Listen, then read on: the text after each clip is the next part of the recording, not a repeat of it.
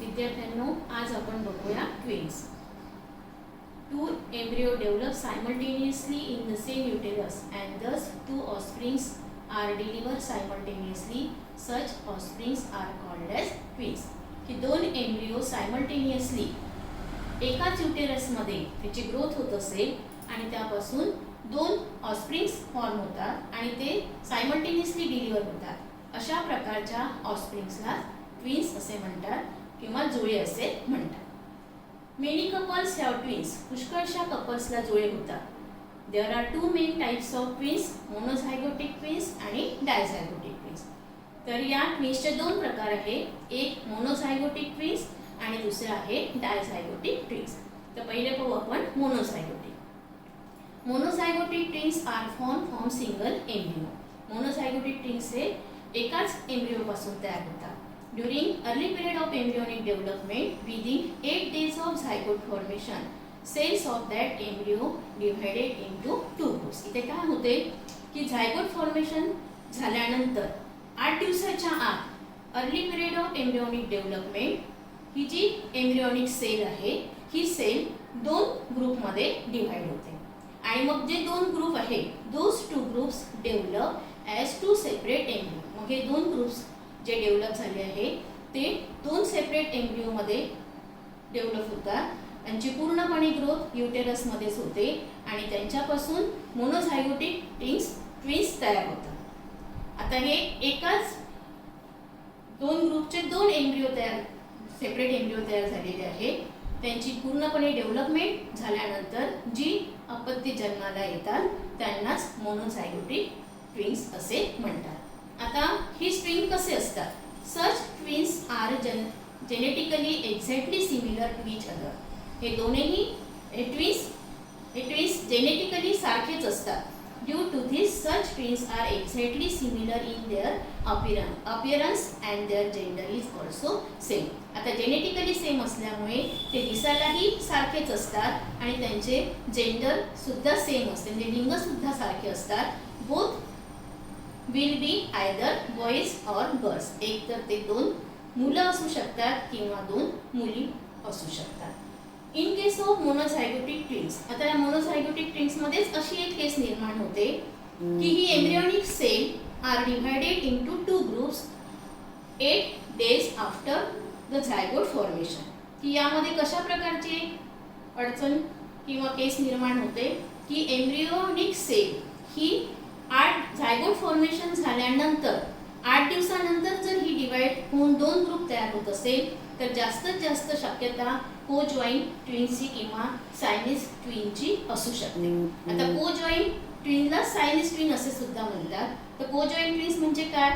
तर such twins are born with some part of body joint to each other. की या ट्विन्समध्ये body part जे आहे ते बॉडी पार्ट कॉमन असतात आणि कॉमन असल्यामुळे ते एकमेकांना जुळल्यासारखे असतात आणि त्यापासून जे जन्माला आलेलं मूल असते त्या मुलाला त्या ट्विन्सला कोजॉईंट ट्विन्स असे म्हणतात. आता तुम्हाला त्याचे दोन फिगर मी दाखवते आहे ते पहा. त्याला कोजॉईंट ट्विन्स असे म्हणतात. हे बघा विद्यार्थ्यांना, तुम्हाला काही फिगर मी दाखवते आहे. हे अशा प्रकारचे असतात. याचं बॉडी पार्ट कॉमन असतो आणि ते एकमेकांना जॉईन झालेले असतात.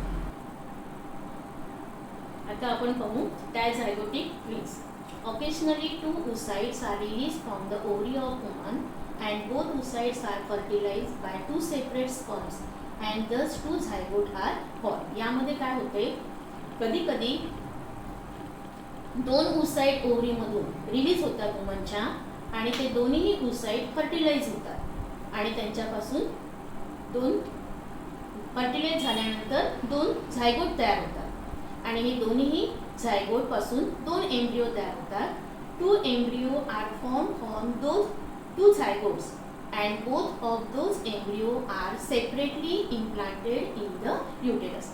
मग आता हे दोन एम्ब्रियो युटेरसमध्ये सेपरेटली इम्प्लांटेड होतात, त्यांची पूर्णपणे ग्रोथ होते आणि जी दोन अपत्य जन्माला येतात त्यांना डायझायगोटिक ट्विन्स असे म्हणतात. कशाला म्हणतात मग? 2 embryo are formed, those 2 zygotes and both of those embryo are separately implanted in uterus. 2 embryo form होतात 2 झायगोट पासून. ते एम्ब्रियो सेपरेटली युटेरस मध्ये इम्प्लांटेड होतात आणि zygotic twins are deliver after complete development. Such twins are genetically different. मग आता हे दोन्ही हे जे ट्विन्स असतात हे जेनेटिकली डिफरंट असतात and may same or different by gender. एक तर ते सेम असू शकतात त्यांचे जेंडर किंवा डिफरंट असू शकतात. म्हणजे 2 मुलं किंवा 2 मुली असू शकतात किंवा डिफरंट जेंडर म्हणजे एक मुलगा किंवा एक मुलगीही असू शकतात. अशा प्रकारच्या ट्विन्सला झायगोटिक ट्विन्स असे. विद्यार्थ्यांनो, आता आपण पाहू रिप्रोडक्टिव्ह हेल्थ.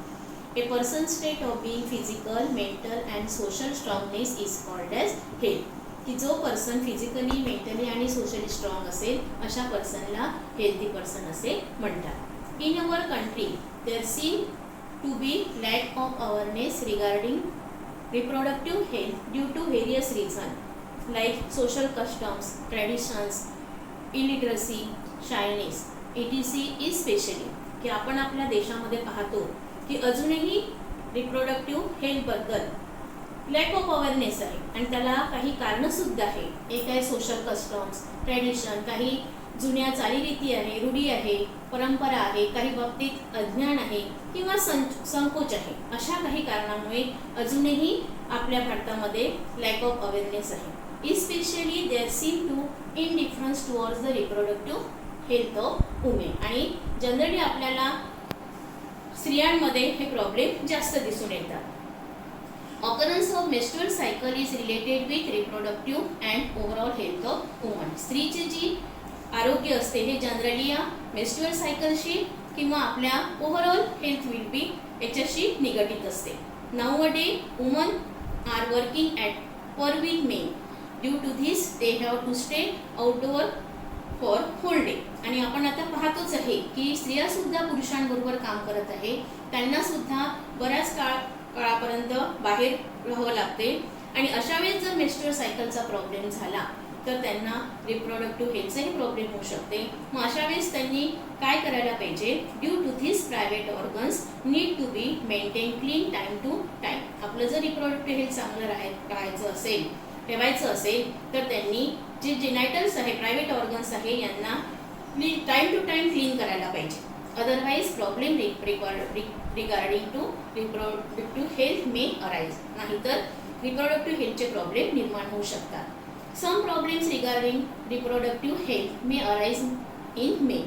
काही प्रॉब्लेम्स मनुष्यामध्ये सुद्धा निर्माण होऊ शकतात आणि त्यामुळे आपलं आरोग्य चांगलं राहण्यासाठी it is essential to maintain the cleanliness of their genitals. तर हे जे जेनायटल्स आहे, ते जे रिप्रोडक्टिव्ह ऑर्गन्स आहे, यांना नेहमी क्लीन करायला पाहिजे. त्यामुळे आपली रिप्रोडक्टिव्ह हेल्थ चांगली राहू शकते.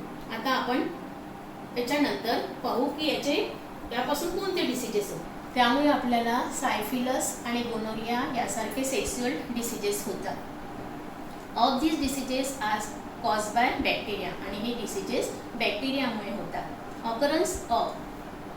आता या 2 डिसीजेसचे आपण सिम्पटम्स पाहू. पहिल्यांदा पाहू आपण सायफिलिसचे. Occurrence of patches on various parts of body including genitals. जिनायटल्सवर पॅचेस येतात. Rash, fever, inflammation of joints. नंतर ॲलोपेसिया, ताप येतो, जॉईंट्समध्ये इन्फ्लेमेशन होते आणि केस गळतात. ही लक्षणं आहे सायफिलिसचे. नंतर सेकंड जो डिसीजेस आहे गोनोरिया, याचे सिम्पटम्स पाहू आपण. Painful and burning sensation during urination. युरिनेशनमध्ये बर्निंग होते किंवा पेनफुल सेन्सेशन, वेदना होतात.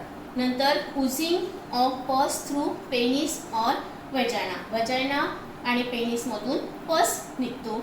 Inflammation of urinary tract, anus, throat, eyes. आणि युरिनरी ट्रॅक्ट, ॲनस, नंतर थोरॅट, आईज यांच्यावर सूज येते. अशा प्रकारची लक्षणं ह्या गोनोरिया आजाराचे आहे. तर हे दोन्ही रोग सेक्सुअल डिसीजेस आहे, लवकर बरे होत नाही त्यासाठी आपल्याला पर्सनल क्लिनिनेस अत्यंत महत्त्वाची आहे.